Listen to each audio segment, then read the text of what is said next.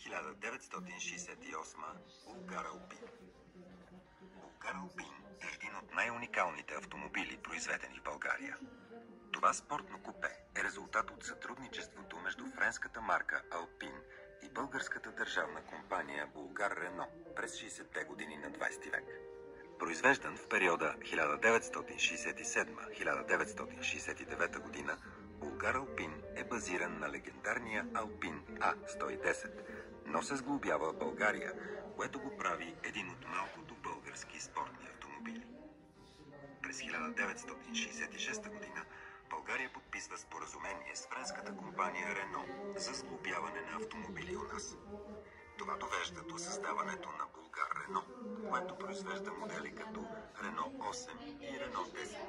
Стремежа си да разшири гамата си и да покаже технически възможности, Булгар Рено решава да произведе и спортен автомобил. Така се ражда Булгар Алпин, който е базиран на Алпин А110, но се сглобява в България с местни ресурси и труд. Производството се осъществява в заводите в Пловдив, като общо са произведени около 100 бройки.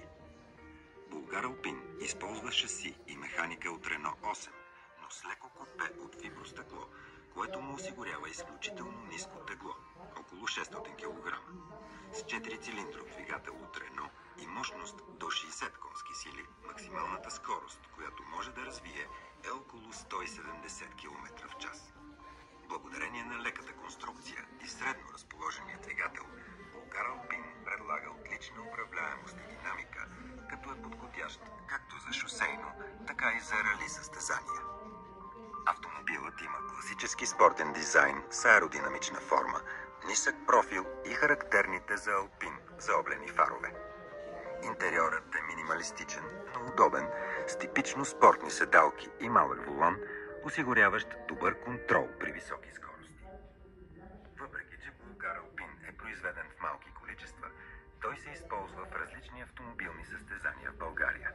Благодарение на леката си конструкция и добро съотношение мощност-тегло, моделът демонстрира добри резултати в ралитата от края на 60-те години.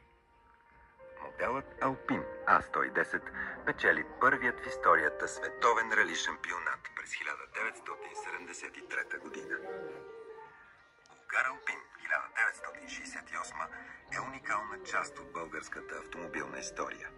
Той е свидетелство за амбициите на България да създаде собствен спортен автомобил и остава ценен експонат за автомобилните ентусиасти.